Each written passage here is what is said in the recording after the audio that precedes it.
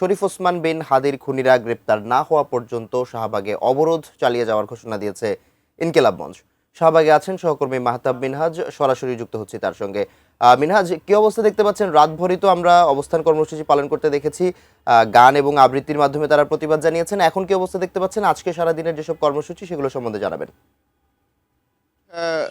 ইনকিলাব মঞ্চের মুখপাত্র শরীফ ওসমান হাদি 18 তারিখে শহীদ হওয়ার পর থেকে কিন্তু ইনকিলাব মঞ্চের যারা আছেন তারা শাহবাগে দাঁড়িয়ে কিন্তু তারা তার যে হত্যার বিচার দাবি করে আসছেন, সেই লক্ষ্যে কিন্তু তারা গতকাল জুমার পর থেকে এই শাহবাগের যে মোড়টি রয়েছে এই মোড়টিতে তারা অবস্থান করে পুরো শাহবাগকে ব্লক করে তারা কিন্তু তাদের পূর্ব ঘোষণা অনুযায়ী তাদের যে আন্দোলন সেই আন্দোলনটি শুরু করেন। এবং আমরা দেখেছি যে এই আন্দোলন গতকাল পুরো রাত পর্যন্ত তারা ছিলেন।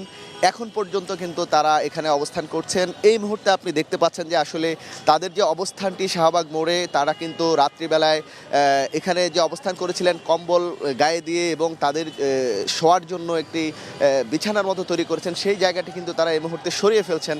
আমরা তাদের কাছ থেকে যতটুকু জানতে পেরেছি যে তারেক রহমান বিএনপির ভারপ্রাপ্ত চেয়ারম্যান, তিনি যেমনটি তার কর্মসূচিতে রয়েছে আজকে শরীফ ওসমান হাদির কবর জিয়ারত করার কথা রয়েছে, তিনি কিছুক্ষণ পরে এই জায়গাটা দিয়ে আসবেন।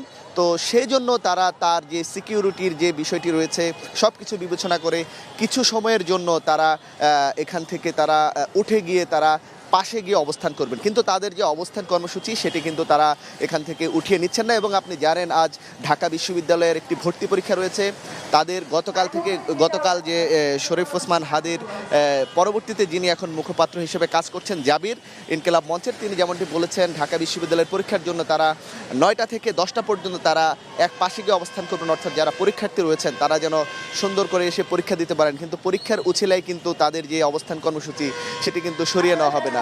এবং আপনারা দেখতে পাচ্ছেন যে তারা যে কম্বলগুলো গায়ে দিয়েছিলেন তা গতকাল জাবির বলেছিলেন যেমনটি যে এই কম্বলগুলো কিন্তু শরীফ ওসমান হাদি শীতার্তদের জন্য কিন্তু কিনেছিলেন, কিন্তু এখনও যেহেতু তাদেরকে দেওয়া হয়নি, তারা এখানে রাতভর আন্দোলন করবেন, তারা অসুস্থ হয়ে যাবেন, সেজন্য তারা এই কম্বলগুলো এই মুহূর্তে নিজেরাই ব্যবহার করছেন। এবং আন্দোলন শেষে তারা এই কম্বলগুলো তারা সেই শীতার্তদেরকে কিন্তু এগুলো তারা বিলিয়ে দিবেন বলে আমাদেরকে জানিয়েছেন।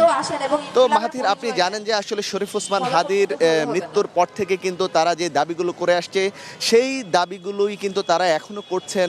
তারা বিভিন্ন এই দাবি আদায়ে স্লোগান দিচ্ছেন, তারা বলছেন যে বিচার চাই, বিচার চাই, হাদি হত্যার বিচার চাই, সুশীলতার দিন শেষ, বিচার চাই বাংলাদেশ। অর্থাৎ তারা বলছেন যে হাদিকে যারা হত্যা করেছেন তাদের যে সঠিক তাদের যে তাদেরকে বিচারের আওতায় এনে যে সঠিক বিচার সেই বিচারটি দাবি করছেন।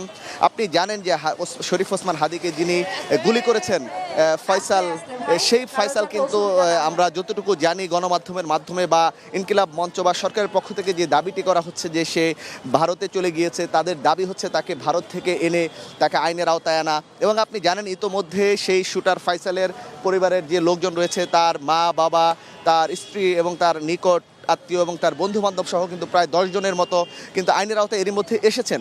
কিন্তু তাদের দাবি যে সত্যিকার অর্থে যে শুটার তাকে আইনের আওতায় এনে শরীফ ওসমান বিন হাদির যে মৃত্যুর যে বিষয়টি সেটির সঠিক বিচার দাবি করছেন তারা বলছেন যে শরীফ ওসমান হাদির যে বিচার, এই বিচার যদি আসলে সঠিকভাবে না হয় তারা তাদের যে এই আন্দোলন কিন্তু তারা চালিয়ে যাবেন। তাদের দাবি সরকারের পক্ষ থেকে কোনো উপদেষ্টা এখানে আসুক, এসে তারা এখানে বলুক আসলে শরীফ ওসমান হাদির হত্যার বিচারটি তারা কতটুকু গিয়েছেন, কিভাবে করবেন। কিন্তু তারা বলছেন যে একজন উপদেষ্টা এসে কথা বললে কিন্তু তারা এখান থেকে উঠে যাবেন না। তারা চাচ্ছেন যে তাদের সে বিচারটি তারা নিজের চোখে দেখা পর্যন্ত এখানে তারা যে তাদের আন্দোলন সে আন্দোলনটি চালিয়ে যাবেন। আপনি দেখতে পাচ্ছেন যে এখানে আসলে এই অনেক শীত, তীব্র শীতের মধ্যে এই শীতকে উপেক্ষা করে কিন্তু এখানে আমরা দেখতে পাচ্ছি নারী এবং শিশু এবং সাধারণ মানুষ, শুধু ইনকিলাব মঞ্চের যারা রয়েছেন শুধু তারাই নয়, তারা কিন্তু আহ্বান করেছিলেন গতকালকে যখন এখানে তারা বসেছেন, তারা সারা দেশের মানুষকে এই শাহবাগ অঞ্চলে এসে শরীফ ওসমান বিন হাদির যে হত্যা সে হত্যার বিচারের দাবিতে সবাইকে শাহবাগে আসার আহ্বান জানিয়েছিলেন। এবং আমরা দেখেছি তাদের সে আহ্বানে সাড়া দিয়ে কিন্তু সারা দেশ থেকে সাধারণ মানুষ, নারী, শিশু তারা কিন্তু এখানে এসে অবস্থান করেছিলেন। কিন্তু যেহেতু এখন তীব্র শীত এবং খুব সকালবেলা সে কারণে হয়তো এই মুহূর্তে খানিকটা লোকের উপস্থিতি রাত্রের তুলনায় বা কাল বিকেলের তুলনায় কিছুটা কম রয়েছে। তবে আমরা যতটুকু দেখতে পাচ্ছি যে এখানে সময়ের সঙ্গে সঙ্গে লোকজনের সংখ্যা বাড়বে বলে আমরা মনে করছি, কারণ এই তীব্র শীতের মধ্যেও কিন্তু এই মুহূর্তে অনেক লোকের উপস্থিতি রয়েছে। তো মাহাথির আসলে শাহবাগ অঞ্চলে এই মুহূর্তে তারা চতুর্দিক থেকে তারা প্রত্যেকটি রাস্তাকে তারা আটকে রেখে কিন্তু আন্দোলন করছেন, এবং আমরা যতটুকু জানি যে আসলে তারা হয়তো 9টার পরে এই স্পটগুলো ছেড়ে দিয়ে তারা কিন্তু হয়তো 1 ঘন্টার জন্য যান চলাচল এবং যারা পরীক্ষার্থী তাদেরকে আসার যে সুযোগ সেটি করে দিবেন। এবং তারেক রহমান কিছুক্ষণ পরে তারা যে দাবিটি করছেন শরীফ ওসমান হাদির যে মৃত্যুর যে বিচার, সেই শরীফ ওসমান হাদির কবরটি ঠিক পাশেই রয়েছে, সেখানে গিয়ে তিনি শরীফ ওসমান হাদির যে কবর সেটি জিয়ারত করবেন, সে লক্ষ্যে তারা কিছুক্ষণের জন্য এখান থেকে সরে যাচ্ছেন। তো মাহাথির শাহবাগের যে বর্তমান অবস্থা সেটি আপনাকে আমি দেখিয়েছি। আমার কাছে এই ছিল এখান থেকে সর্বশেষ পরিস্থিতি।